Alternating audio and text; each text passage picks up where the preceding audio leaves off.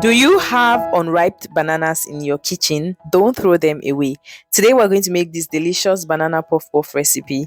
Let's jump into our ingredients. I'll be using 4 small ripe bananas. I'll use 3.5 cups of flour, 1 teaspoon of salt, 1 tablespoon of sugar, 1 teaspoon of yeast.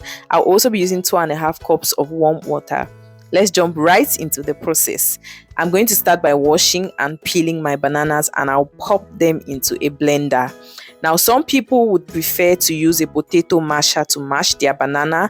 Some would use forks, but I always prefer to blend mine because it's easier, and I don't see why I should not blend it. When you blend your banana, this is what it's going to look like. You don't expect it to be very yellow. So I'm going to add my instant yeast, my salt, and then my sugar. I'm not putting a lot of sugar because banana is already sweet. This puff puff recipe, when you make it and you open your puff puff, stay till the end to see how I'm going to open up this puff puff. It has the banana cake kind of vibe. Even the flavor, the taste is really delicious. You want to try it. So when I started mixing, I had just 2 cups of water that I had planned to use for this recipe. But as I kept on pouring my water, I realized that the water was finished and I didn't have the consistency that I wanted for my puff puff. So I had to go in and bring some more water. So I added half more cup of water. Reason why at the beginning of the video I said I was going to use 2.5 cups of water. So like I say in a lot of videos where we use flour, it's advisable to add in your water slowly. Okay, no matter what a recipe says, like I always say, add your water slowly and monitor. Okay, and when you're watching a recipe, monitor the person's dough so that you can see how it looks, how it feels, how it stretches. If it doesn't stretch, if it bounces, then from there you can be able to tell if you're going the right direction or not. So I was mixing and realizing, this is not the consistency I want. So I kept on adding my water little by little. Remember, little drops of water makes a mighty ocean. So if you just pour and pour and pour, you're going to have running puff puff. And when your puff puff is running, when it's very runny, it doesn't form the ball like the round puff puff balls. And this is exactly the consistency I wanted. I wanted a thick paste, okay? Something that is slightly liquid but not very liquid. I don't know how to explain it, but you can see the way it looks. You can see that. So with this, I can form my puff puff balls, right?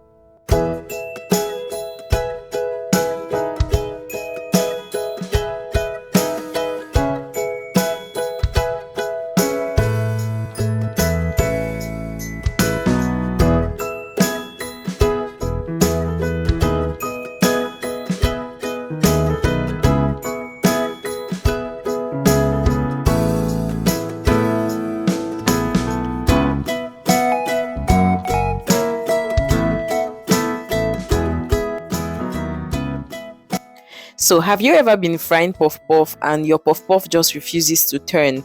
So when you're frying, right, and one side, the side that is facing down, that's deep in the oil, is already brown, and you're trying to turn it so that the other side should fry. It's so funny because this is my experience most of the times when I'm making puff puff, and that's because there's something that I always forget. When you're frying puff puff and you want to have ease when turning the sides of your puff puff, ensure that you fill up the pan, whatever pan you're using to make your puff puff. Can you just picture those people who sell achombo? Do you notice that whenever they are frying puff puff, the bowl or the pan or the pot where they are frying their puff puff is always very crowded with puff puff? It's not just because they were trying to meet up with the customers in front of them. It's also because they want to have it easy when they're trying to turn the puff puff to the other side. Because when the side that's in the oil gets brown, it's a little difficult to turn it to the other side so that both sides can cook, right? So this is a tip I'm giving you. Ensure that you always fill up your pot or pan or whatever so that you can have ease with turning your puff puff. If this pan was not full, I am seriously telling you, it would have been a struggle. I'll try to look for a video where I made something similar and I was struggling to turn. If I find that video, I would share it with you guys, but it wasn't turning. Okay, it wasn't turning. That was another recipe I was trying. I have not yet perfected that recipe, so I've not shared with you guys, but if I find it, I will show you guys exactly what I'm talking about. Try it. You guys can see how I'm turning my puff puff. If this pan wasn't full, I promise you guys this thing will not turn. So you want to take this as a tip from me, okay? And then also, when you start frying, your oil should be very hot. With a lot of things, I always say, oh no, don't use very hot oil. But with puff puff, you want your oil hot. If not, your puff puff is going to sink to the bottom of the pot, right? And then it will take a lot of time there. It will start drinking up the oil. It's just going to look different. It's not going to be round because the bottom of the pot would have flattened out the puff puff. Now let me look for the clip where my puff puff was refusing to turn and see. If I find it, I will show you guys. Okay, I don't know if I've already shown you guys, but this is what our banana puff puff looks like. Are you eager to see what it looks like on the inside? Are you? Do you want to see? Just keep watching. I'll show you guys in a second.